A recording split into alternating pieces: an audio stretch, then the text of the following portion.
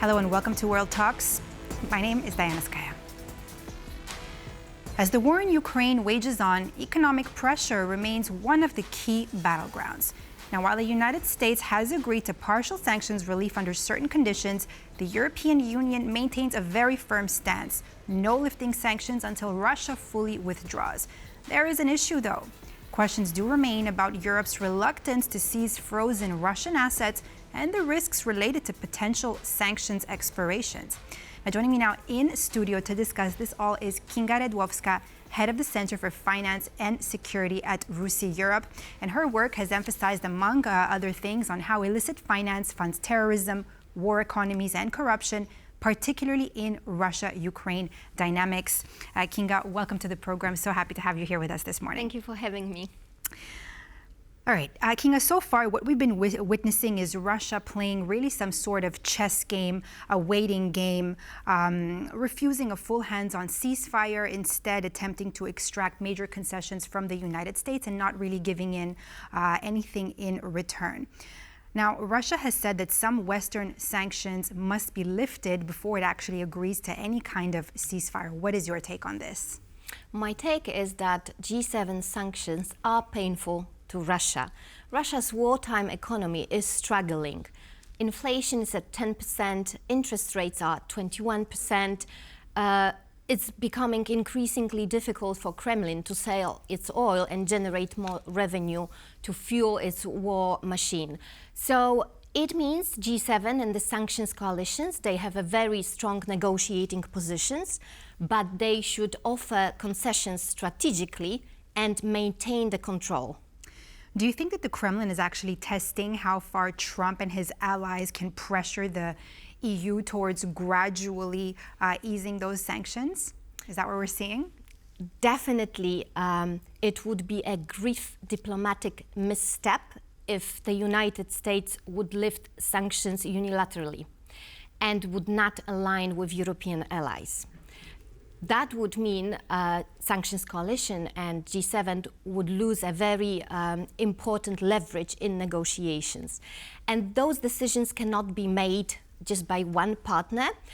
Europe holds very important power in terms of sanctions implementations, namely SWIFT, which is a messaging communication tool that facilitates transactions.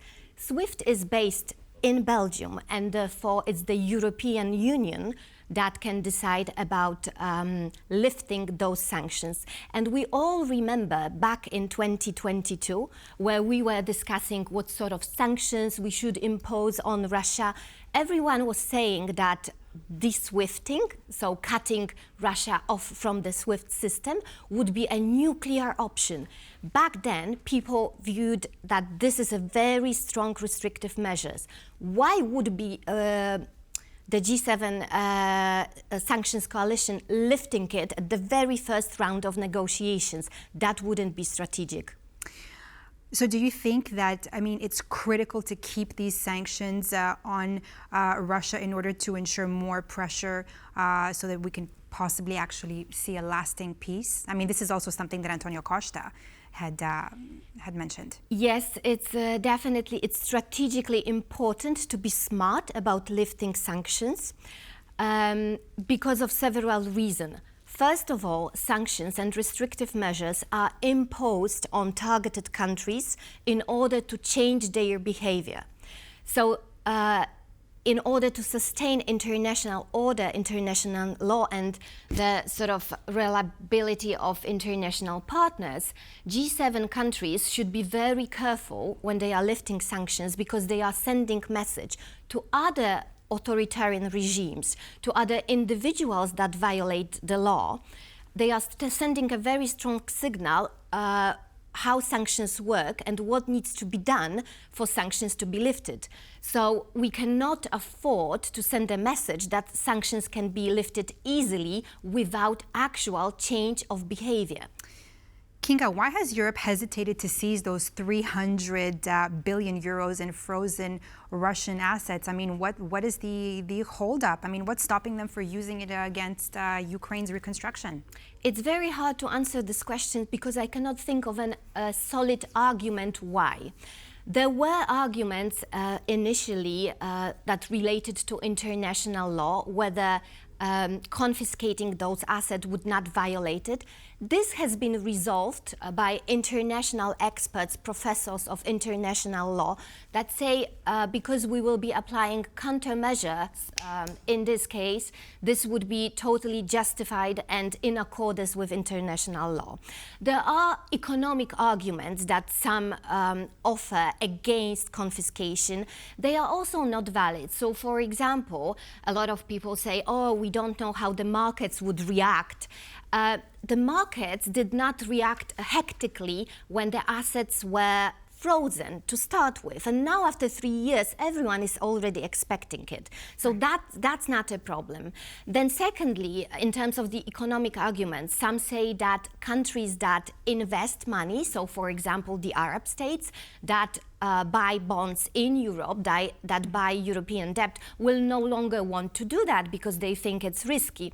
Well, the counter-argument to that is where else they would go to buy, to invest their money. Certainly, the Chinese currency or virtual assets are not a more stable and reliable solution than euro or dollar.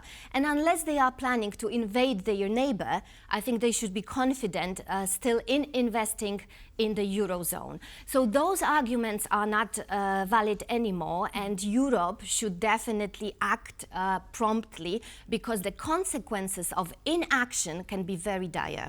Kinga, you just mentioned something very, very important here, and I love hearing you speak about this, but let me ask you something that we haven't really, I don't hear too much. Is there something you could tell us about how has this actually impacted a regular, ordinary Russian citizens inside Russia? I mean, I can share a story. I do have some acquaintances and that live in Russia that even tell me it's been so hard for me to be able to buy a European handbag that I had to get shipped to Moscow. What can you tell me about that?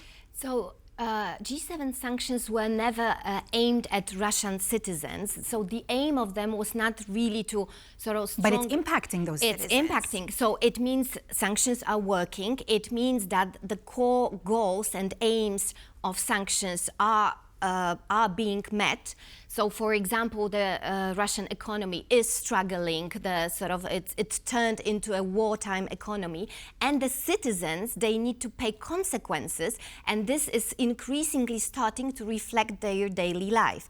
And therefore, West holds a very powerful tool now in the negotiation process, because we evidently can see the pressure on the economy is there and it's working, and the Russian citizens will start feeling it even more severely.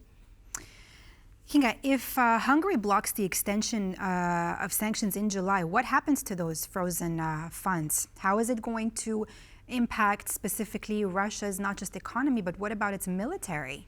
Well, that would be definitely a very bad thing to happen for the European Union, for the geopolitical situation. It would mean the EU is not effective and it's not a reliable partner in this geopolitical challenge. Therefore, a prompt action is now strongly needed. So, what the EU can do, we all know in June there's going to be a very difficult situation when the EU will again need to extend those sanctions. Again, there's a threat of some EU countries blocking that, for example, Hungary or Slovakia. And therefore, a decisive... Who have been very close to Russia and ties with Vladimir Putin. And therefore, a decisive action is badly needed. What the EU can do, because just to remind, the majority of Russian central bank's assets are held in Belgium, in Europe, at Euroclear. So it's the EU that has the power to decide about the future of the frozen assets. So basically, I can see only two solutions. The first solution is to confiscate those assets and make sure they benefit Ukrainian reconstruction. Another solution is that the EU creates a new vehicle, for example, a bank or an investment fund that will manage those funds more effectively. because most of those bonds, they matured now and they turned into cash. So another issue is that those assets are not invested as effectively as they could be, and the better investment on them, the better return for Ukraine's reconstructions.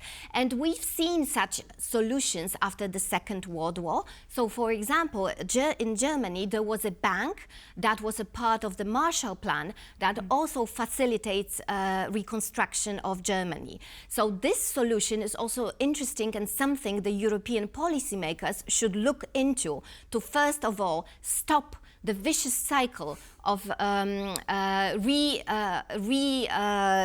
reapplying sanctions every 6 months, that it's basically causing a heart attack in Europe and beyond, and then to start managing those funds more effectively so that Ukraine can fully benefit from the interest rates.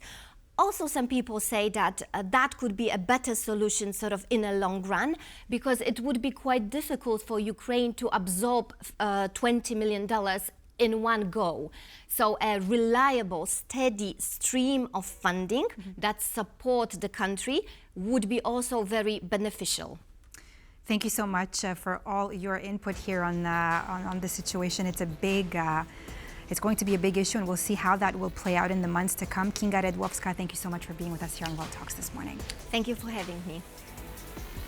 And that completes this edition of World Talks here on TVP World. I'm Diana Skaya. Thanks for watching.